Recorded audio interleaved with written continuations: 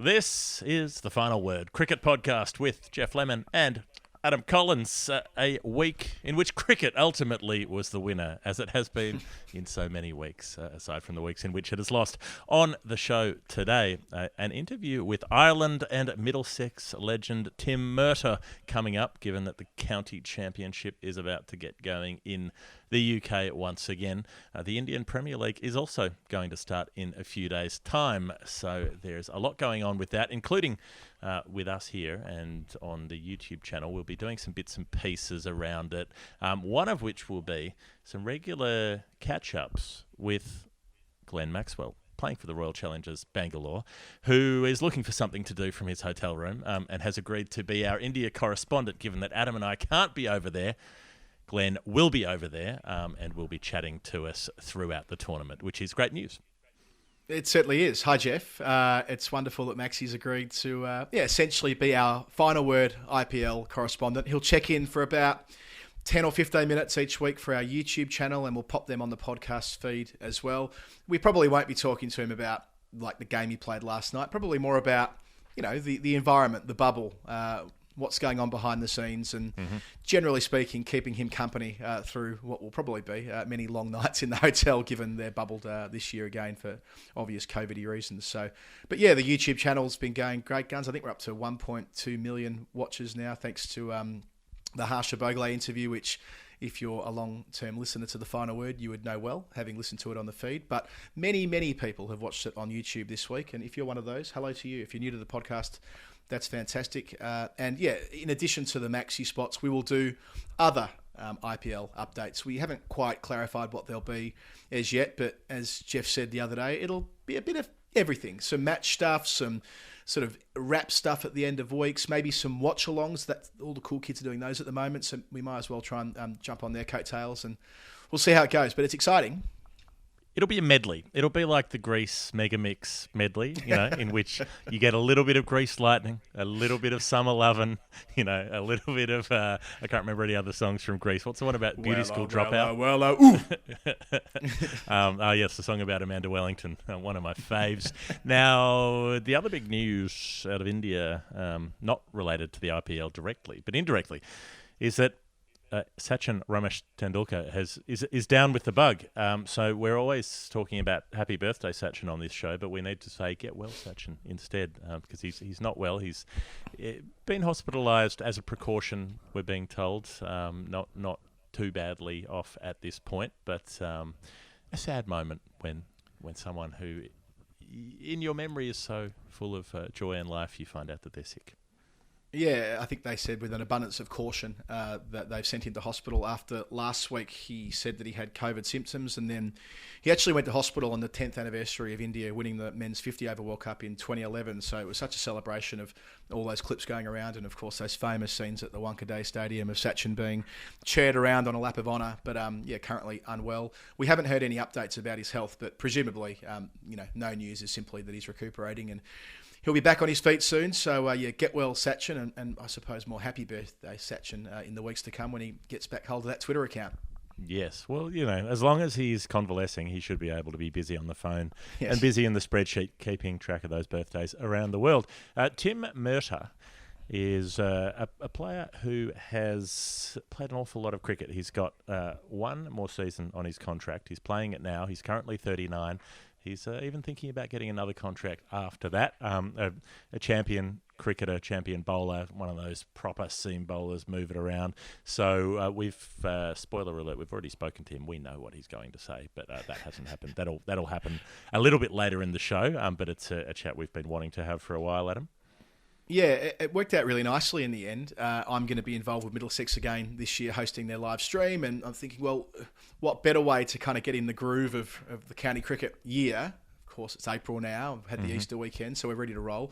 Then speak to a guy who's been playing for over 20 years, so he's kind of seen it all. And now, of course, given that unexpected twist late in his career, got to play a lot of international cricket for Ireland, and we go through that. It's a great story, and yeah, he's a fantastic man. So I'm glad we were able to add him to the list of people who've been on the Final Word over the years, and we'll have a strong interest in how he goes in season 2021 as Middlesex. They didn't do that well in 4-day cricket last year in the Bob Willis Trophy, but they've done well in the off-season, got some good recruits, so should be a fun campaign.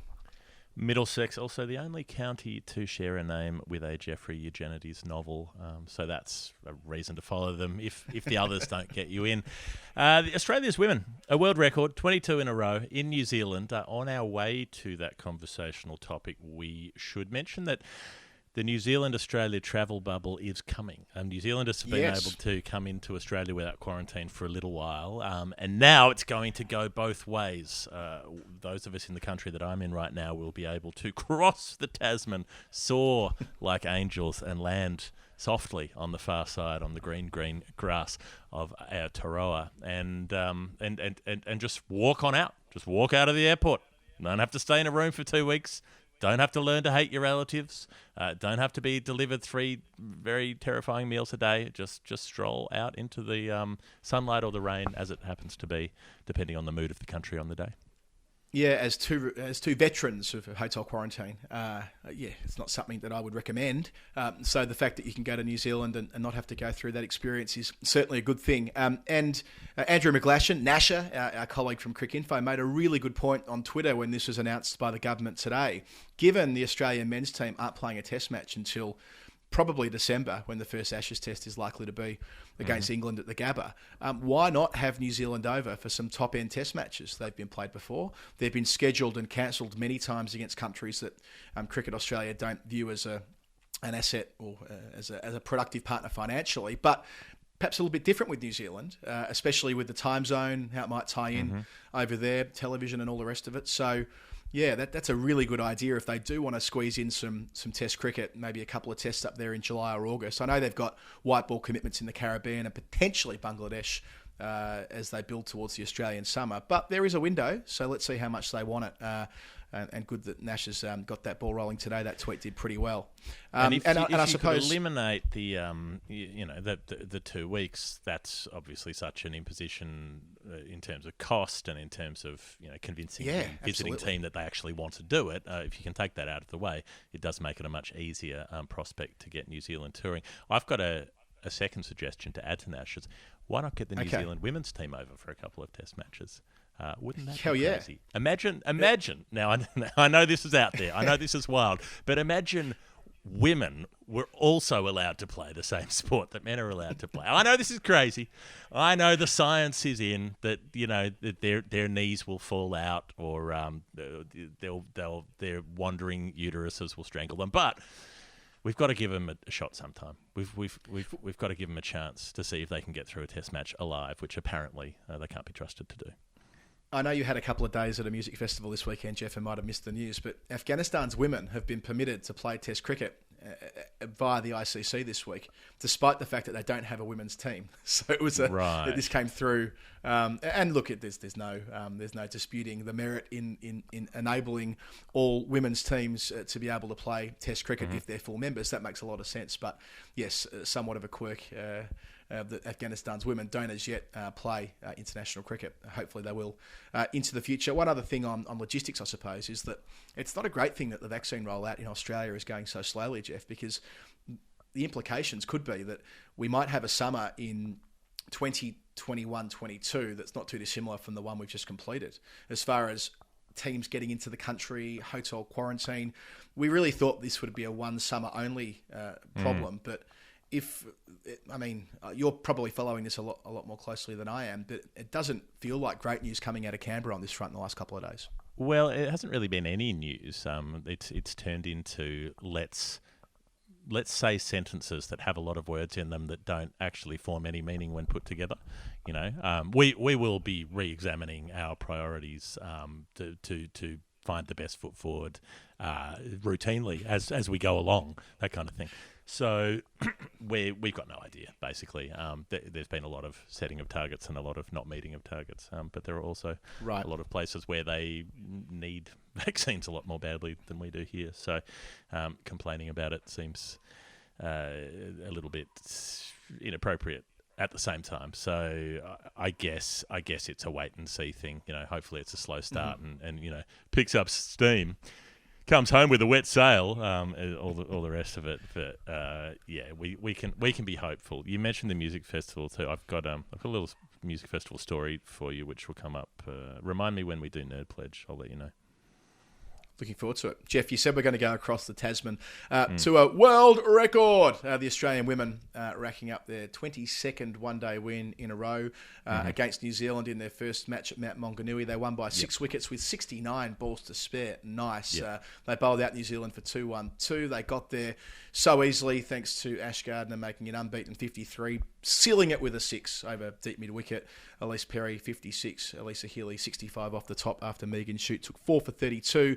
Bowled an absolute worldly to start her day to skittle Hayley Jensen, I think it was. A massive hooping in-swinger to take out her leg stump. But it was the classic Australian squeeze under Meg Lanning. Jeff, they do it so well when they bowl first. It was a fitting way to break that world record. And as you wrote in The Guardian, a very different kind of record. The last one day they lost was in 2017 at that World Cup. I mean, when Australia's men did it, 21 in a row, that was in 2003 across about 4 months, but a lot different when it's across 4 years. I was thinking of it in terms of the world record line at the swimming at the Olympics. Like Kieran Perkins is a couple of strokes ahead of the line. It's closing on him towards the wall. That's a really long time to chase the line. Like that's nearly 4 years chasing the line. October 2017, you and I were there at Coffs Harbour with Heather Knight made 80 odd and England won by 20 something. That's right. Yeah. You know, they had Alex Blackwell playing in that team, Nicole Bolton, Elise Villani, sort of players who, you know, although a couple of them are still playing state cricket, they really feel like players of a different era when you think about it. And then coming into 2018, the amount of time between tours, it would be play 3 ODIs, wait 6 months, play 3 ODIs, wait 6 months. They got a few together in 2019 and then COVID came along and so they had 12 months between engagements. 450 over cricket, given that they'd had a T20 focus leading up to that World Cup as well. So, 3+ years to get those 22 matches together and to win them all. And interesting that the two most prominent players in Lanning and Perry weren't available for every game. They both missed games with injury and absence. So it was partly down on this new generation that we've seen coming through, players like Annabelle Sutherland having a really prominent influence in the most recent series before this one, players like Sophie Molyneux and Georgia Wareham and Taylor Valamek.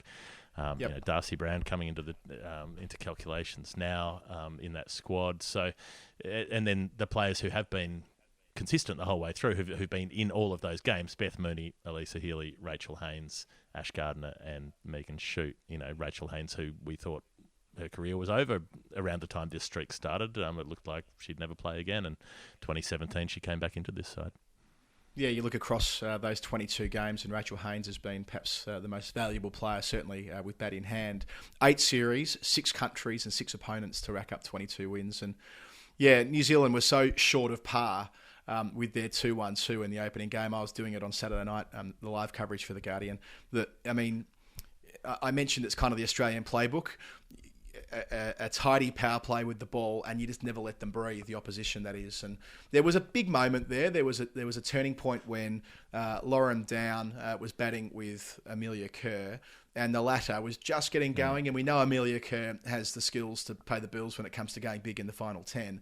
And she got given out stumped by the third umpire, and I can't work out what the conclusive evidence was to give her out. It was kind of one of those half a frame either way, when usually the benefit would then go with the batter, but not in this case. So once she fell, the rest followed shortly thereafter. Down, as I mentioned, top scoring with 90, her first international half century. No Frankie Mackay, Jeff. I mean, she was such a big part of the T20 series, but got injured. Had an email from Tanya Winteringham during the week telling us that Frankie is actually a librarian, which I didn't know. She's been doing some TV work recently for Spark and did a good interview apparently on the Offspin podcast. Tanya wanted me to let people know. But yes, I suppose not having Mackay there, who did so well in the T20s, Jensen, who isn't really an opener, having to do the job up the top, and then copping that ball from Megan Shute. It started outside the tram tracks. I mean, I don't know if you've seen the clip, Jeff. Outside the tram tracks on the off stump and hit leg stump. It swung so far. It's a Megan Shute special. And yeah, with the bat, you combine Healy and Perry and Gardner all having good days at the same time, you're never going to lose. Those Megan shoot balls, I call them the UFOs. They're just like, I can just hear the music as they come down. You, woo, and then they just wobble, just levitate in, and you're like, surely it can't keep moving, but it does. It just keeps going. Some fairly ridiculous stuff. The Perry numbers that I like to keep an eye on from the time that she first made a score after going up the order in 2013. Currently 54 innings since then. 27 half centuries and 200s. So 29 times out of 54, she's gone past 50. Unbelievable. Average of 75.5 at the moment since that elevation in one-day cricket. Yeah, and it's going to be interesting watching the next stage of her career. We briefly touched on this last week, but she's not really bowling. I mean, let's call it for what it is. She bowled 3 overs on Sunday, and they were, by her standards, relatively innocuous overs. And that's okay, because Nicola Carey's turned herself into a fantastic death bowler. Picked up 3 wickets, 2 of them at the end. Megan Shute does what Megan Shute does. It's as though Perry can almost just be a specialist bat. Doesn't really need to worry about her first discipline as a fast bowler, because they've done such a great job over the years replenishing those stocks, which might be what extends Perry's career. If she doesn't need to worry about bowling too often, I mean, we talked about longevity in her last week. She's into her 15th year of international cricket at the moment, or something ridiculous. And she's only 31, I think. If she doesn't have to worry about the wear and tear of pounding the crease, then that might, in the short term, be a bit annoying for her, but in the long term, give her more years in the green and gold. Or just keeping her in the back pocket as a bowler you could go to if you wanted to. Yeah, dependable. But you don't have to. I mean, that's the kind of thing that an opposition would hate, because they don't know if they need to prepare to face her or not. But, particularly say you've got a relatively inexperienced player or an experienced team and you throw Perry on, then they're probably going to be a little bit overawed by that. So you can... There are bowlers who in the later parts of their career can bowl on reputation more than on the actual force of the delivery they're sending down. I feel like Catherine Brunt's sometimes a bit like that. That it's more about who's running in than what they're releasing. So they might be able to use that sort of, use Perry in that sort of way is a possibility. Yeah, and also, Jeff, there was some news that came out this morning in relation to England's women's team. Well, not really the team anymore, because Sarah Taylor's retired from international cricket, but she's coming out of retirement for the 100. So that's great news. Meg Lanning, what's that? Beth Mooney. That's Sarah Taylor's music. Well, it'll be exciting to see her play again, that's for sure. So there's a number of Australians who are involved: Meg Lanning, Beth Mooney, Georgia Wareham, Matthew Motts are coaching the comp too. That might be the one thing that like scuppers... Australia in Wales, that 100 team. It's bloody ridiculous. Yes. It might be the one thing that gets in the way of them playing Test cricket, actually, in that the tour you've proposed, is that they're all going to be in England playing in the 100, which is kind of spanning July and August. Yeah, it'll be over in about 4 weeks. I'm not saying they couldn't do it, but yeah, I suppose that's where they'll all be, and they might have to be in hotel quarantine on the way back if things don't get better. So it all kind of ties back to our first conversation. But nevertheless, the Australian women have 2 more games in New Zealand before coming home. That's on Wednesday. And then Saturday, it's on the same pitch throughout. So it seemed around a lot on Sunday, but presumably by the time we get to Saturday, it'll be there for the spinners like Georgia Wareham. What a luxury, by the way, that Georgia Wareham was the 7th bowler that Lanning turned to on Sunday. I mean, she's been integral to 2 World T20 wins as their primary leg spinner. And now they can just afford to bring her on as deep as they want. It says a lot about that all-round depth that Lanning has at her disposal. So it might be 22 in a row, but I suppose looking at it objectively, why can't it be 32 or 42? They're just ridiculous. Can't stop, won't stop. Let them keep going. Georgia Wareham, I enjoy watching just because with Yasir Shah, they're the 2 bowlers who look most like rabbits when they come into bowl. They sort of do the boundy hoppy thing, and you can almost see the ears flopping around as they fizz one down. So game 2 will have probably happened by the time this podcast episode goes out, I imagine. But if you want to know what happened in that, use the internet. You're already on it. The Mr. Sheffield Shield, the final round has happened, and we know what's going to come next at last. The final has been set. New South Wales and Queensland will battle it out, as they will battle out the 50-over final, but in different places. The 50-over final in Sydney, the Chef final in Brisbane. Kind of interesting that both sides qualified for the final having only won 3 matches out of 8. It was a big season for the draw. Those sort of early rounds in Adelaide, it was just everyone's going to make a shitload of runs. Lots of batting draws, a bit of rain late in the season. So WA and Tassie ended up with 2 wins each. Victoria 1, South Australia 0 in the wins column. WA had the chance to qualify by beating Tassie, but ended up having that result reversed. So Tasmania got a big win over them at the Wacker, and WA couldn't challenge. Remember when we were kids growing up that at the end of the VFL season, they would play an exhibition game in America. Usually it would be like a grand final playoff, as it were, and they might get a 3rd or 4th team involved to spice things up a little bit. I think for the postseason this year, COVID pending, Queensland should play New South Wales in a tribute to Mr. Sheffield at Flushing, Queens, with Fran Drescher involved in the exhibition game. A 4-day game at Flushing, Queens, and maybe Brian Arcane, our resident New York umpire, can officiate in the match. I see it all coming together nicely. The short square boundaries here at Arthur Ashe Arena, they can target square of the wicket. Mr. Sheffield. Well, straight to Mr. Sheffield's door. She was there to sell makeup, but father saw more. So, should we keep doing it? I reckon if pressed, we could both do the whole song. If we can do the roof seal, she had style, she had flair, she was there. That's how she became the nanny. The nanny, yeah. Who would have thought that the girl we've described was just exactly what the doctor described. Look, I think we should move on. We should look at the least important and interesting match first, which was Victoria and South Australia. Basically, Victoria needed to make about 550 in the first 100 overs and then bowl out South Australia quickly. They didn't. South Australia made 333. Travis Head, another 76. Sam Kerber, 55 at number 8, which I quite enjoyed. John Holland took 5.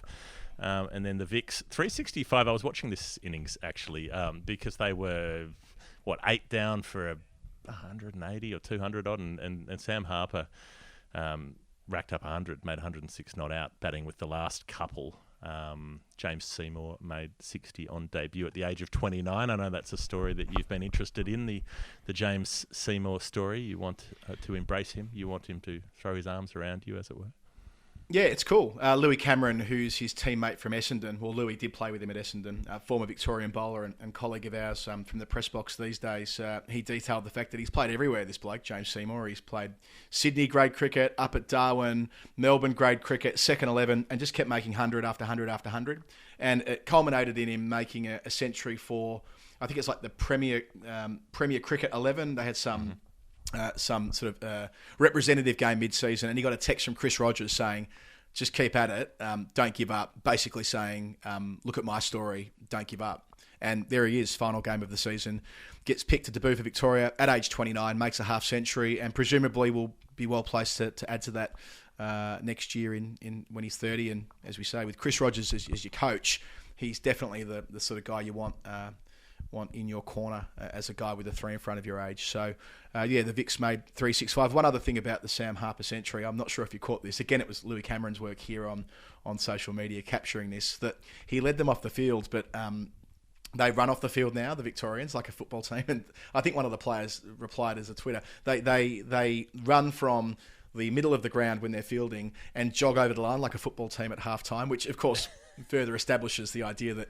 every Victorian cricketer or anyone that plays cricket in Victoria really wants to play footy and wants to be sort of an AFL player rather than the cricketer. But I say well played to them, and I want to see more of it next year. I want them to embrace this even more and expand upon it and run out to the ground and do a lap of the square, all as a huddle, as you would see from a football team before doing their warm-ups. I'm sure there's more to this. Can we get a crepe paper banner each? Could Buck Rogers oversee the making of a crepe paper banner? The Victorian cheer squad. We can get a Victorian Sheffield Shield cheer squad. Maybe Barb, who used to run the Carlton cheer squad and was at every Victorian game. I don't know if she's still doing it these days, but I'm sure she'll be involved. I think we're onto something here, Jeff. Maybe something for the off season. Get some quality rhymes on there. Here come the Vicks, kick them in the dicks, that sort of thing. Some real high end stuff. So they only got 3 innings in. Handshake draw. South Australia made 329 for 9 in the 3rd innings. Henry Hunt made another 100. Sam Kerber made some more runs, 33 in the 2nd innings. Jake Lehman 62. John Holland 4 for 90, so nearly got a 10-wicket match, the 9 for the match. But the most important thing to come out of it was the last hurrah for Dr. Sayers. Dr. Sayers. Do-do-do-do. Dr. Sayers, Dr. Sayers. Oh, Dr. Sayers. Chad with a double D. Dr. Sayers. Has decided to hang up the 2nd D and just go around life as Chad with 1 D. Took 1 for 37 in his final game, but took a shitload of wickets for South Australia over the years. Took the most in the competition a couple of times, got on a bunch of test tours, never got the proper opportunity, only got the absolute dead dog test at the end of the Sandpaper Tour in South Africa in 2018 when the team was entirely cooked and they were only ever going to get flogged, but he still bowled really well in that 1st innings. Absolutely forgotten performance, the way he worked over AB de Villiers, inside edge, outside edge, swinging in, swinging away, and finally had him nicking off the inside edge through to new captain Tim Payne. Deserved more than that 1 test match, but wasn't quick enough. Not when Darren Lehmann was coach. Not quick enough. Piss off. But yeah, Chad Sayers has had a career to be proud of. Yeah, any other era, he plays a lot of Test cricket. 319 first-class wickets at 26 in 84 games for South Australia. We're having this conversation with Tim Murtagh later on, and there are a lot of parallels between the two of them in terms of... The Irish Chad Sayers, he's often described. Yeah, well, I mean, you watch remember he took 50 wickets in a season, or might have been near enough to 50, 3 or 4 years ago, and Cricket Australia popped out a compilation of his wickets, and off stump after off stump, leg before after leg before. He was so consistent. He's a bit of a throwback, really, to someone who was medium fast, landed it on the same spot all day, but did a different thing with it.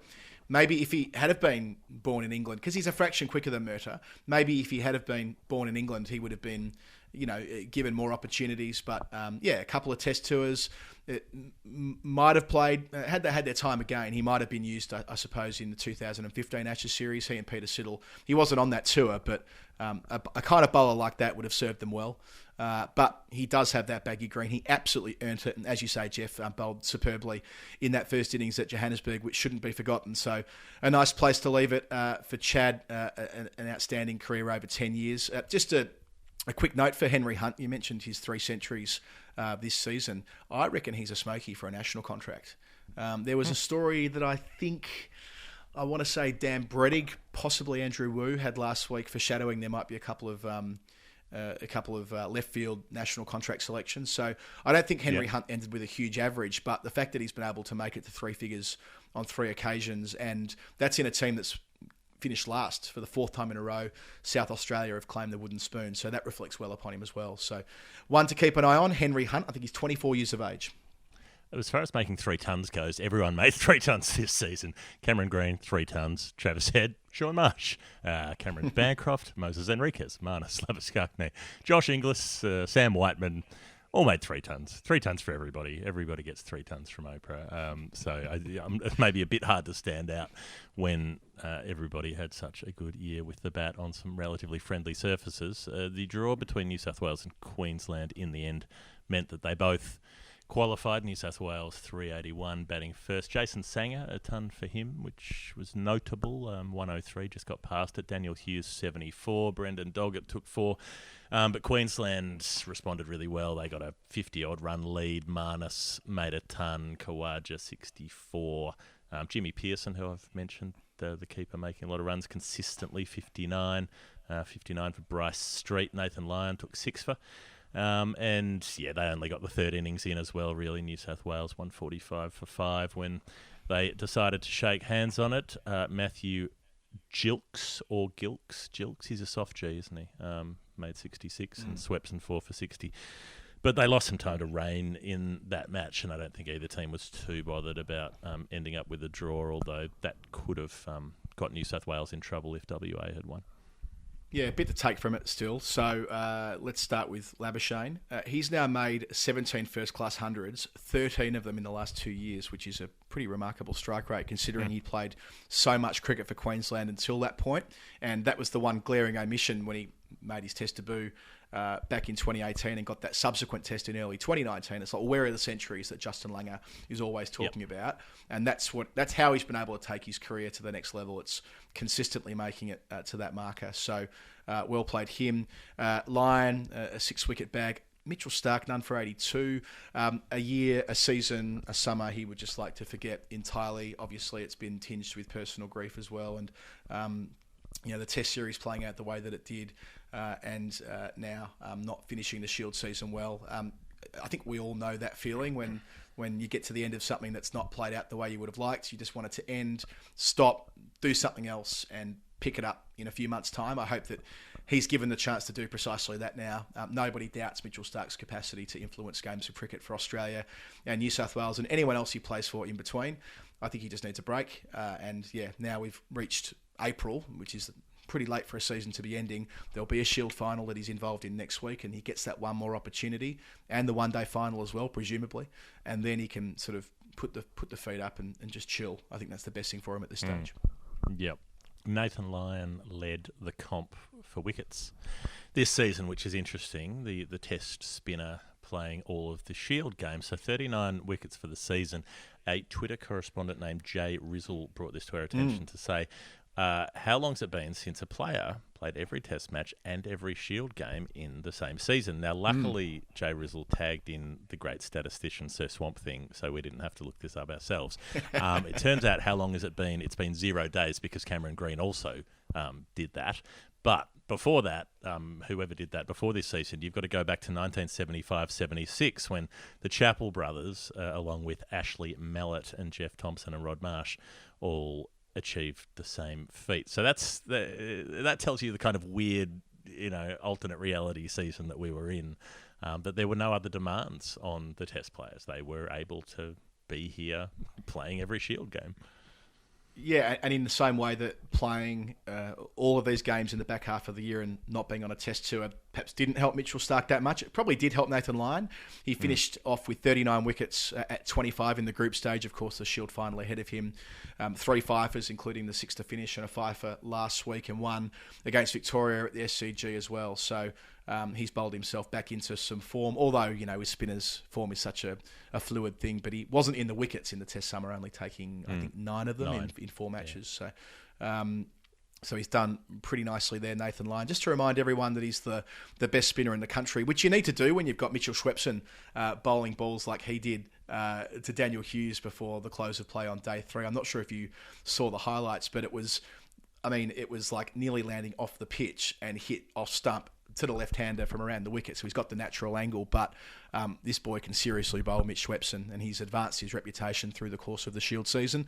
And again, of course, they do play again in the finals, so he'll get that last opportunity. Schweppervescence. WA, well, they just had to win, but Tasmania came out and made 514 first up, so that was pretty much that done from the first innings. Webster, 135 not out, batting at number 7. Doran, 123. Matthew Wade, 90. He hasn't made 100 in this season. He's made a bunch of 50s. I think he's made more 50s than anyone else in the comp this season, Matthew Wade, but he has not been able to finish off with 3 figures. I reckon he's got 5 half centuries. Is it? No, him and Sean Abbott both got 5 half centuries. Sean Abbott finished just outside the top 10 for most runs, made over 500 runs, took 17 wickets, I think, at the same time. But Jack Bird, 64. Well, he made runs last time. He made runs this time. Hope you're watching, Rod Marsh. Hope you're watching Jackson Bird making runs with the bat.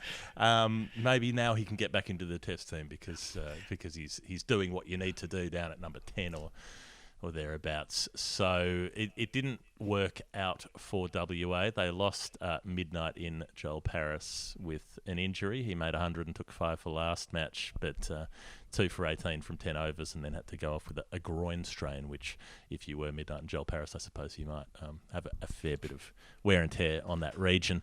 And then WA weren't really anywhere near it, made 219. Bancroft made another 50, which is interesting. A big season for him. Jared Freeman, this new offie they've brought through, 4 for 72. Tassie whacked a few around and declared to set them 480 with all of day 4 and a little tiny bit of night 3. And then WA bowled out on the last day for 304. A last little hurrah for Sean Marsh, a last half century for the season.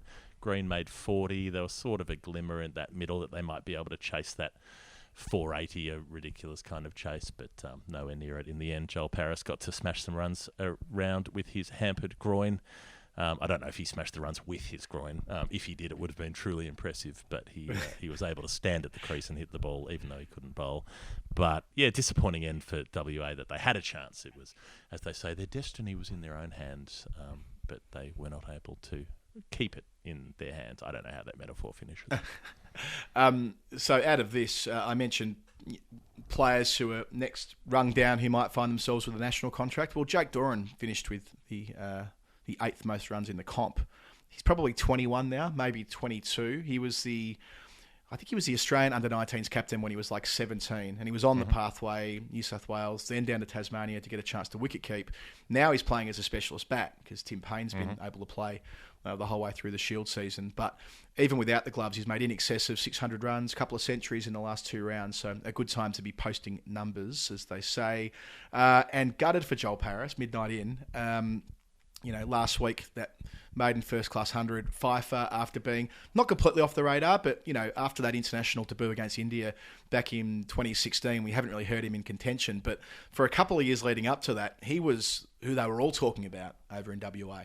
Quick, swings it, left arm, good combination. And then to pick up that groin strain after really going through Tassie early. I think they were sort of like 3 for not many, and then they go on to make 514 and suck the oxygen out of the game. So, it did in some respects hinge on his injury. But that's the end of WA's campaign. In terms of topping the pops with runs, it was Cameron Green, unsurprisingly, given he made a 250, I think it was, along the way at the Gabba. Made 922 runs at 76. Travis Head, 893 at 69. Nice. Sean Marsh, 734 at 54. Marcus Harris. Got to go to India. Sean Marsh has got to go to India. He can't be racking good up numbers. 734 runs in a season and not going to India. He's got to go. They're good numbers. Marcus Harris, Cameron Bancroft, Moses Henriquez, Marnus Labuschagne, Henry Hunt, Jake Doran, and Josh Inglis rounding out the top 10. We already talked about Nathan Lyon having the most wickets with 39. Jackson Bird, 35 at 22. Very tidy indeed. Scott Boland, Mitchell Schwepson, John Holland, Cameron Gannon, Matthew Kelly, Trent Copeland, Pete Siddle, and Harry Conway rounding out the top 10. So it's been a really good Shield season. Just wanted to kind of reflect on this before we move away from it. The block at the start worked. And I actually think the block at the end's worked.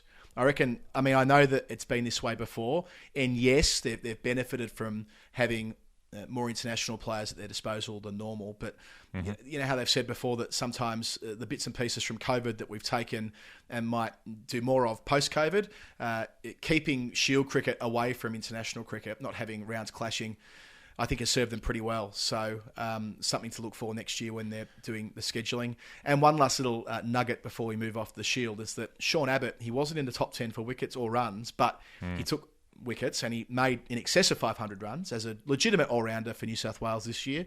And he's gone and bloody won himself a county contract. He's off to Surrey. So Sean Abbott, it's been announced, will play 3 championship games and the whole T20 blast for Surrey when he arrives. I suppose that must be in July or June or July. So that's yet further recognition for a guy who's right on the cusp of a test debut at the moment, I would say. Very nice. Good luck to him. A couple of observations I would make from the Shield runs. Jackson Bird, 196 runs at 18, made 250s in the season. Not bad. Sam Whiteman, don't get talked about a lot. Can keep wicket. 555 runs for the season, 300s. You know, that doesn't come up in the conversations much. But doing the business over there. So just footnoting that, just flagging that. I like the fact that there are a dozen odd players with 500 plus runs for the season from their 7 or 8 matches. Will Pekoski, 495 runs from 2 matches. Had he got to play the rest of the season, it could have been on for an absolute monster. And lastly, Cameron Bancroft, 678 runs at 48 with 300s. Another little footnote. Just interesting. Is he playing? Is he playing a little bit of Whitney Houston? Is he changing the words around? Is he? I'm coming back. I want the world to know. Got to let it show. I'm coming. Maybe he is. With all of these, I mean, I'm not for a heartbeat saying that we're back to the 90s where there are a lot of batsmen who are pressing for Tesla. It's not like that. But this is a more impressive depth chart than perhaps we've seen in recent Shield seasons across the board. And yes, maybe I think it was an easier season for batting. Like inflated by the South Australia roads. Surfaces. But also that in quite a lot of the last few seasons there have been very bowler-friendly tracks. There've been, very low scores at Hobart sometimes and Brisbane sometimes. Quite a bit of grass on the pitch. This idea of thinking about England using the Duke's balls, all the rest of it, which has been profitable for bowlers the last few seasons. Yeah. And the One Day Cup final, Jeff, as you mentioned, that's going to be almost certainly New South Wales and Queensland. I think there is a scenario where Queensland could be vulnerable if Victoria and or WA win big with bonus points in their last game. So the final two matches are Vic SA and WA Tas there on Thursday. So there is a mathematical scenario where Queensland can be dislodged, but in all probability it'll be the Blues and the Maroons in the State of Origin final in both the 4-day and the 1-day cricket. Here comes Wally Lewis at first drop. He's the only rugby league player whose name I know, so I used him up first. After this, Cameron Smith. Cameron Smith retired recently. Who'd he play for? Victoria? I don't know. I don't want you to know. If you knew, I'd be pissed off. Let's move on to a little bit of work being done by State of Origin legend Tim Wigmore, who has been writing in the newspaper about the men's 50-over World Cup maybe being expanded again. Now, bear with me. Here's a quote from Tim. The men's World Cup could increase from 10 to 14 teams under major plans to reform the competition and help globalise the sport. Support is growing for it to be expanded. The number of sides will be debated at a Chief Executives Committee meeting later this month. And the idea is that the rise in support for increasing the number of teams is driven by a belief that standards in the emerging game have increased, and a more inclusive event would help galvanise interest in cricket around the world. Wow, what an idea! What a revelation that they've come to. Is it just like the old line about there is nothing new under the sun? Do they just have the same two ideas and go around and around, which is maybe if we have more teams, it will grow the sport. Oh, we have too many teams, so maybe we should shrink it again. Because it just seems like this is exactly the same argument that led to it being expanded in the 90s and onwards, which then apparently the rich countries didn't like and wanted to reverse. There's so much history to this debate. We're probably not going to do it justice in a couple of minutes, but yes, you're right that we've bounced back and forth between these schools of thought. The reason why the World Cup got reduced is because of the nightmare of 2007, and that's because they fucked up the format. In 2007, they expanded the comp from 96 to 99 to 2003 and ultimately to 2007. They went with 4 pools of 4. India and Pakistan bow out in straight sets after 3 matches each, and that's a financial calamity for the organising committee and the TV rights that went hand in hand with that. But just because that went wrong doesn't discount the idea that more teams helps grow the game. So I think where there's been a concession made here is that they're saying the standard has improved to such an extent. Down the page it reads that it feels incongruous that Afghanistan and Ireland, who are full member nations of the ICC, can't play in the World Cup. Now, of course, they can play in the World Cup. Afghanistan qualified last time at the expense of Zimbabwe, but it still means that Team 11 and Team 12 drop out of consideration, as will be the case in 2023. Have to drop out, like whoever. That's right, yeah. And since the last cycle, the reason I mentioned Afghanistan is that when they drummed up the 2019 tournament back in 2015, Afghanistan and Ireland weren't full members. So a lot has happened. A lot of thinking has evolved in this space, and that's a great thing. And part of this story as well is that the T20 Men's World Cup might expand to 20 teams, which is amazing. And yeah, look, this might be, this could be viewed cynically. It's how quickly can they get America in this comp? How quickly can they get China up to scratch to the point where they might play? But hey, I don't care if that's the Trojan horse that gets this competition to increase in size. Then so be it. The one hobby horse of mine, to stick with that theme, is that we need to get the format right for this, because there is already a debate around. I do. You've been up but all the reason night, why with some chalk on the wall, blaming it on Winnie, being just like sketching out. The beauty of this is that I've already done the work. In 2019, I wrote an essay for the Night Watchman about all this stuff, and going back historically about why did it expand, how did it expand, why did it retract, and the main point here is that they had a fantastic format in place in 2003. They went to the Super Six in 1999, and yeah, that was a bit hard to understand conceptually, but they ironed out the kinks by the time they got to 2003, and that got undermined by the fact that, unfortunately, the boycotts interacted with the Super Six stage. It meant that Kenya got a bit of a leg up into the semi-final, which looked a bit odd. But it wasn't the system that created that. It was geopolitical decisions that were being made around the world at the time. So they've got a model that works. That's 2003. For 14 teams, 2 groups of 7, 3 progressed. The reason I like this, Jeff, is that in 2011 and 2015, when we had 14 teams, it was the top 4 qualified from each group, which meant there was very little jeopardy. You could, when you've got 4 teams going through out of 7, the West Indies were dreadful team in that tournament, and somehow fell into a semi-final.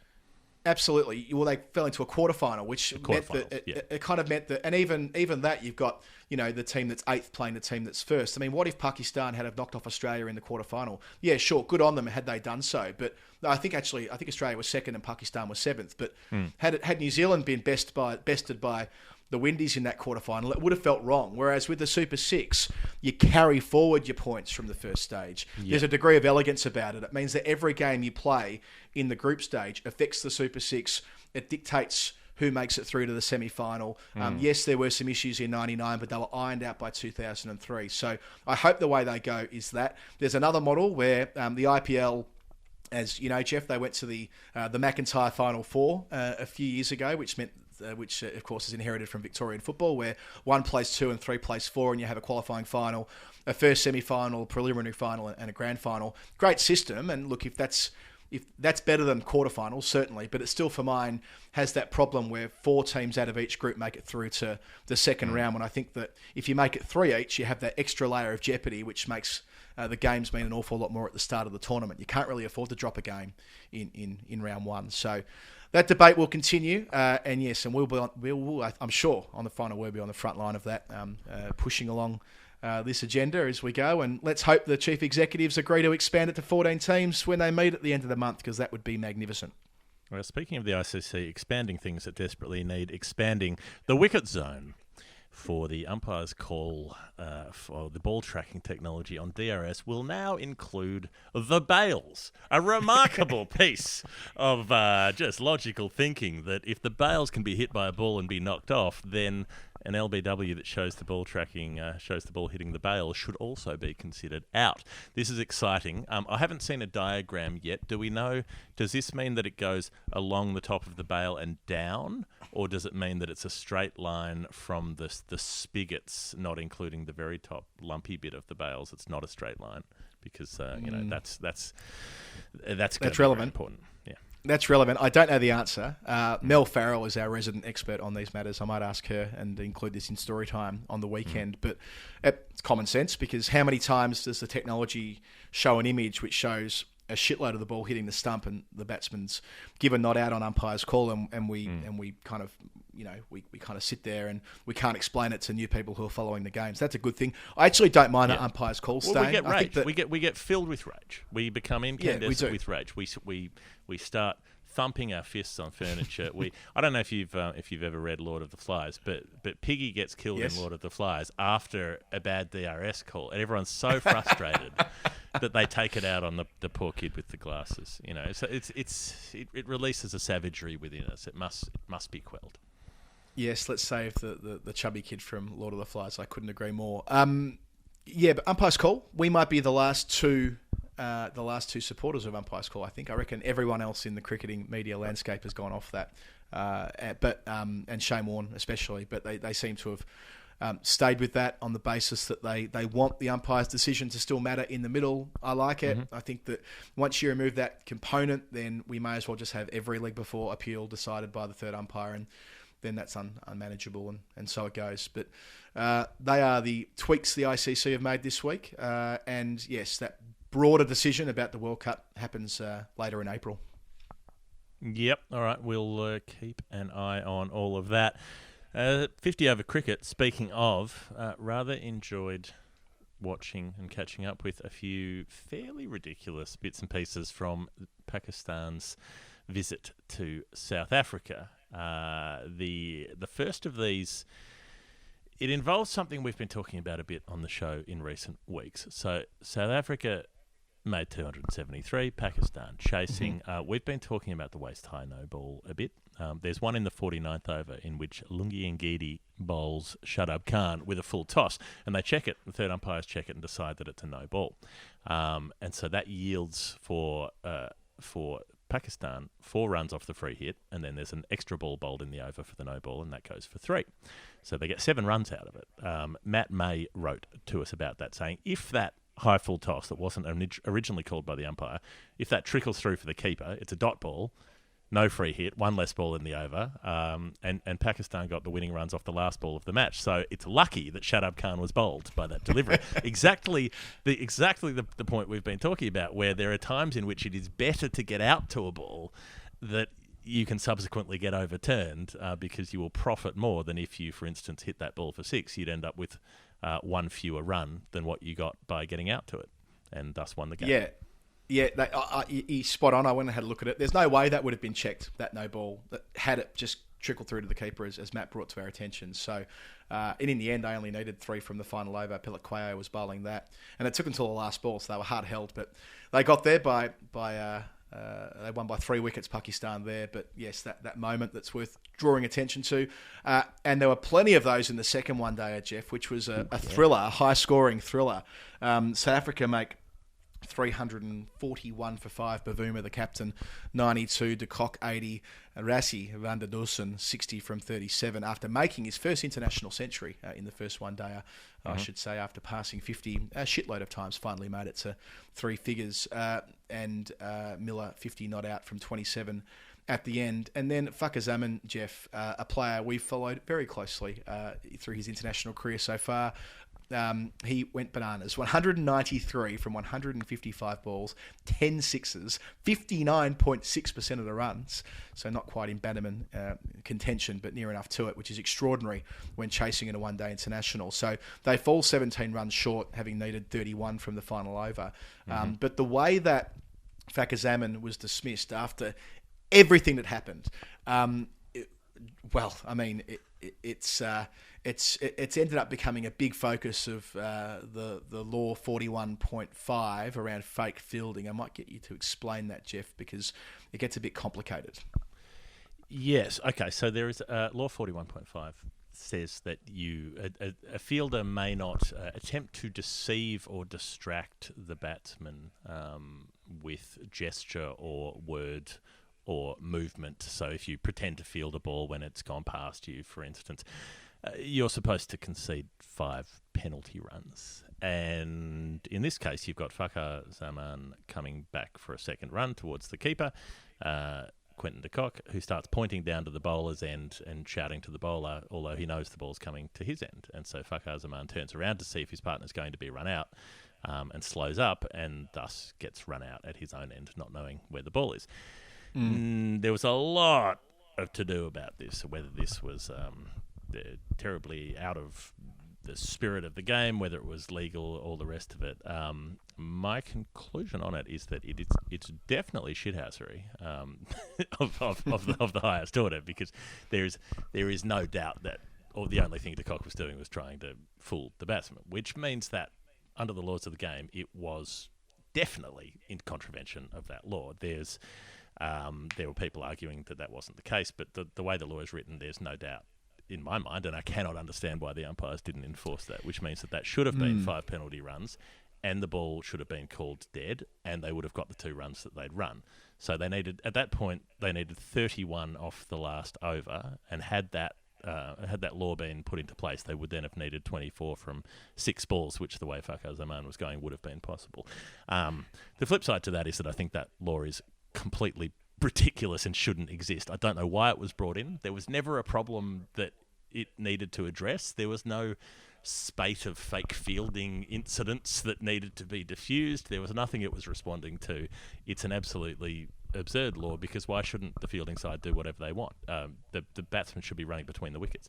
That's his job, is to get back for the second run, not to be looking at his partner and seeing what's happening at the other end. So it was in contravention of the law, but the law shouldn't exist.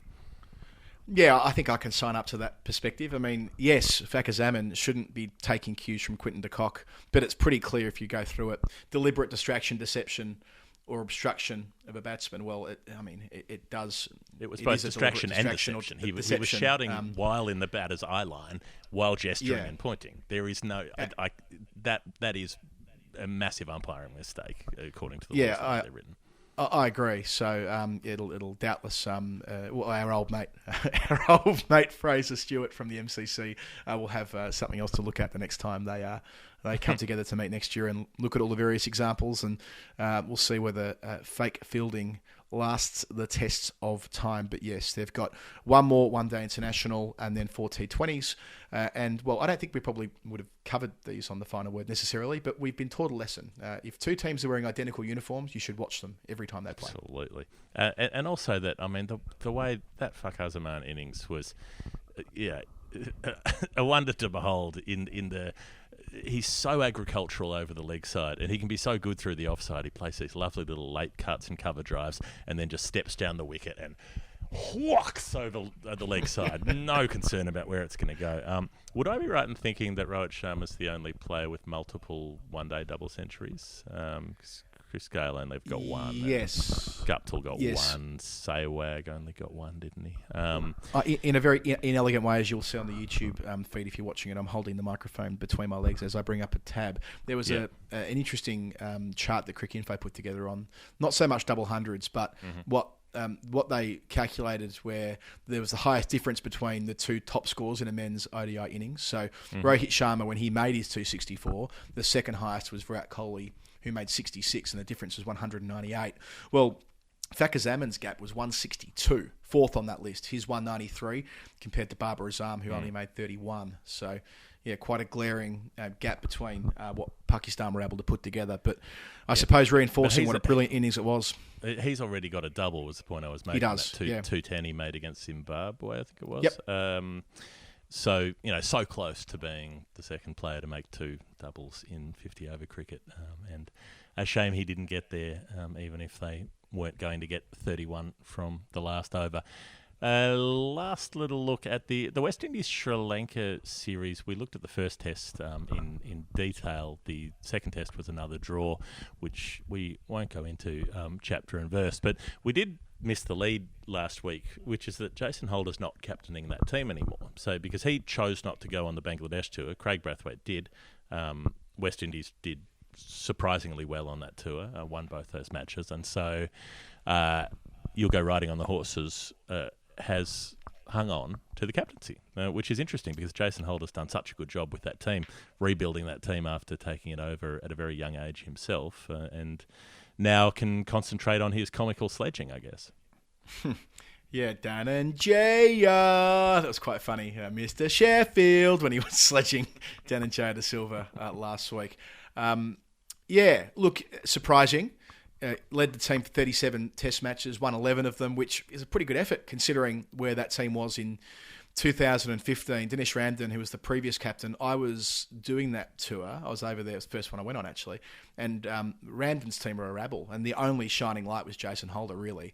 And to think about all the tours he's had to take them on when they were understaffed and just getting them to this point where they're quite competitive. They're better than competitive. I mean, they've had an excellent start to 2021. They won an excellent test in Southampton last year. So, and Holder himself, he's had a brilliant few years. He's statistically anyway, the leading all-rounder in Test cricket, I'm pretty sure at the moment, or near enough to it.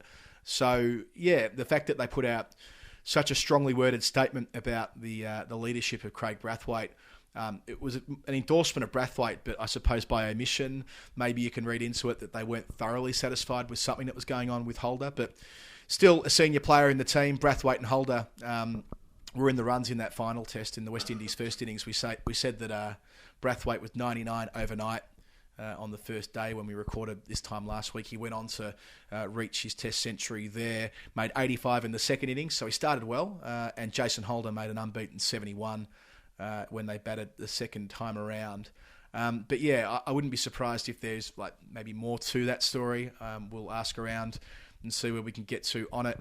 In the end, Sri Lanka was set 377 to win, and they batted out an entire day in much the same way that the West Indies did during the first test match. The captain, Karunaratne, made 75 top scoring for them, and they finished the series and finished the tour with 2 draws. But yeah, not for nothing. It might have been 2 squared rubbers, but yeah, plenty to take from it, not least the fact that Craig Brathwaite has hit the ground running as the new Test captain. And perhaps a fresh opportunity for my campaign to get the 6'8" Jason Holder to be nicknamed Stubby. I've always thought Stubby Holder would be a very, very good moniker for Jason. If he's looking for something to do now that he's not captain anymore, could take that one on. Let's play a little game. A quick little game that we like to play on the final word. It's called Nerd Pledge. Nerd Pledge. The game we play with the people on our Patreon page. It's a quiz-based game. They send us a number, and they send us a number via supporting the show by sending us an amount of currency. And the number is not a normal currency number. It's a very specific number that relates to cricket in some way that this person knows and we do not know. We have to work out what it is. We're looking at some things we can do on that Patreon page that might be fun.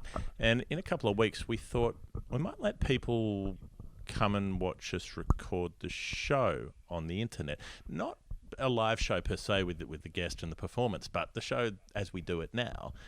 But given we're doing it over the internet, we thought, well, other people could link onto that call.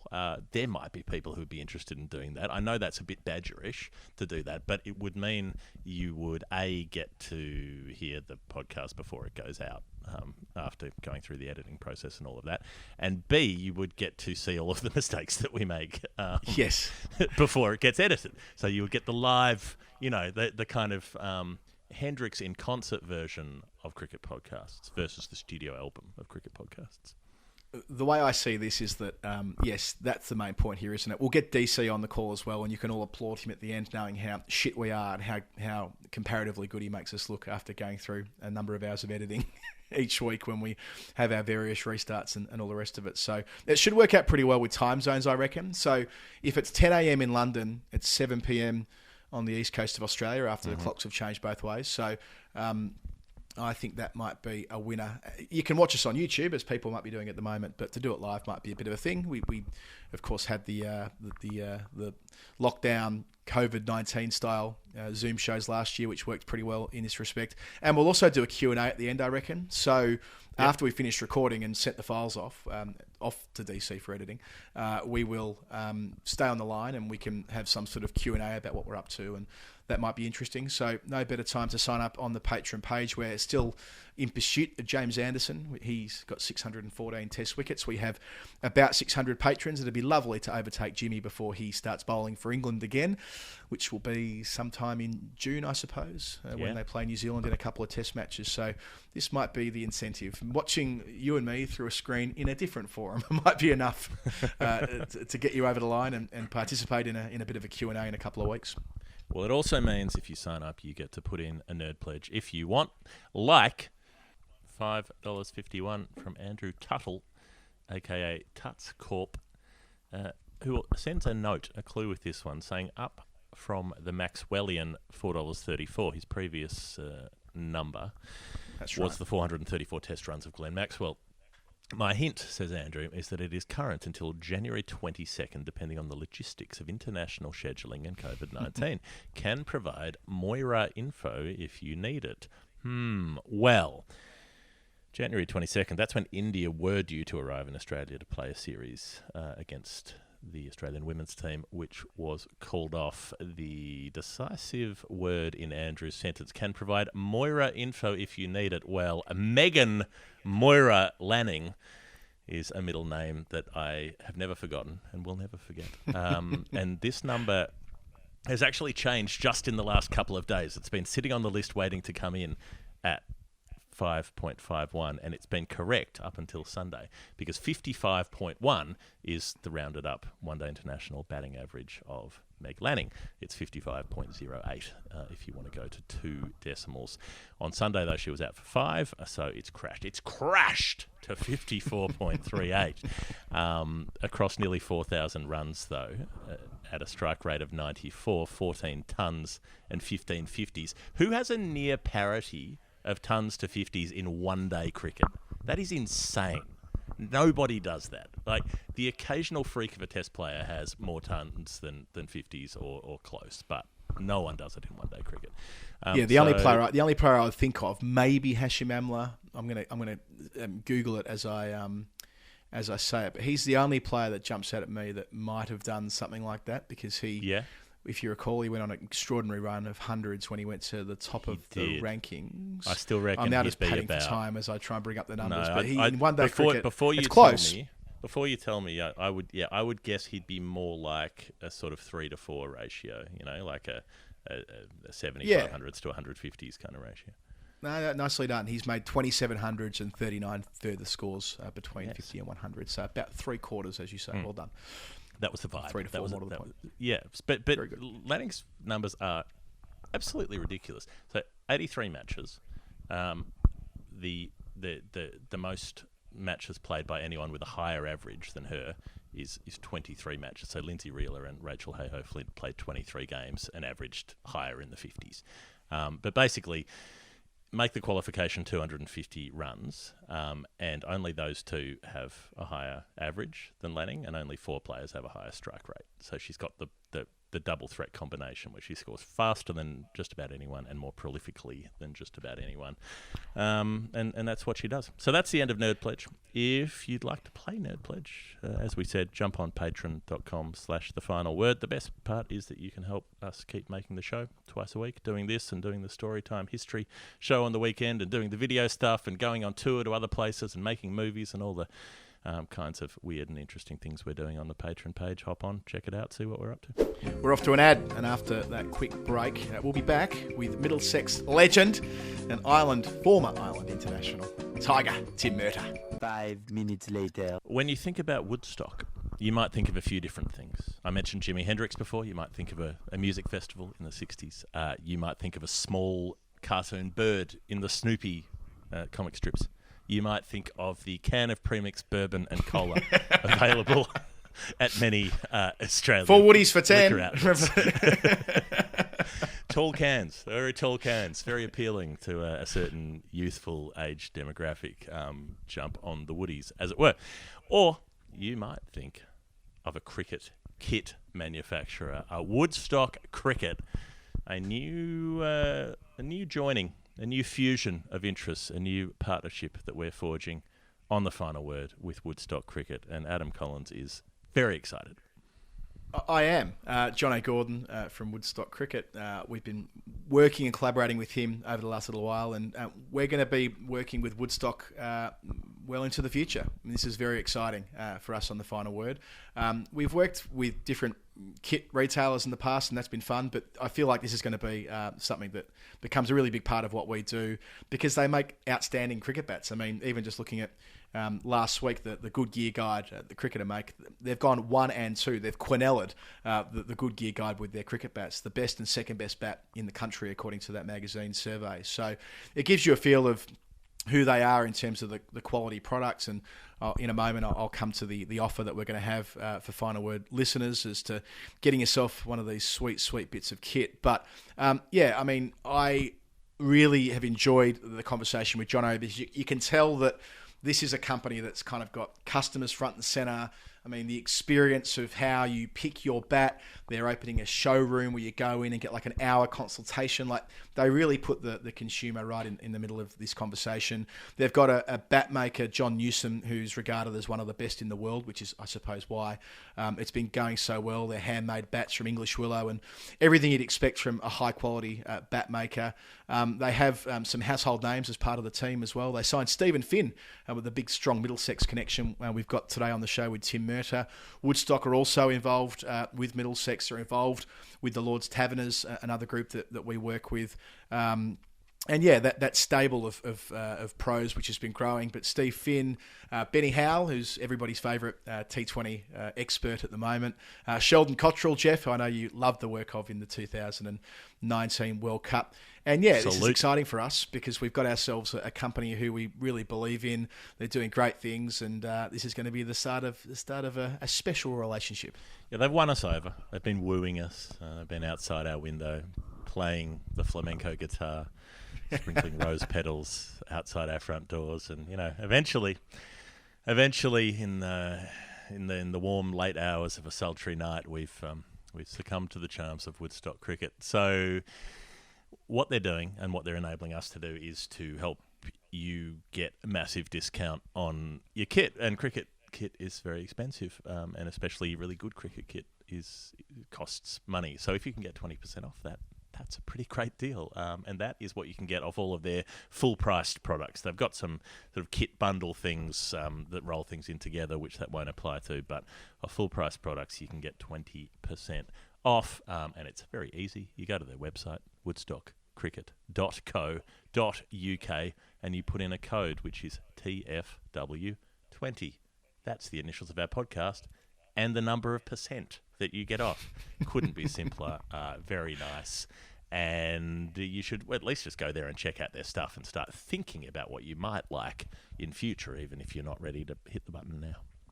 Yeah, welcome to the team, Woodstock Cricket. It's going to be great working with you. I neglected to mention that Mark Adair is also one of their players who Tim Murtagh talks about in the interview we're about to have. So a nice little segue.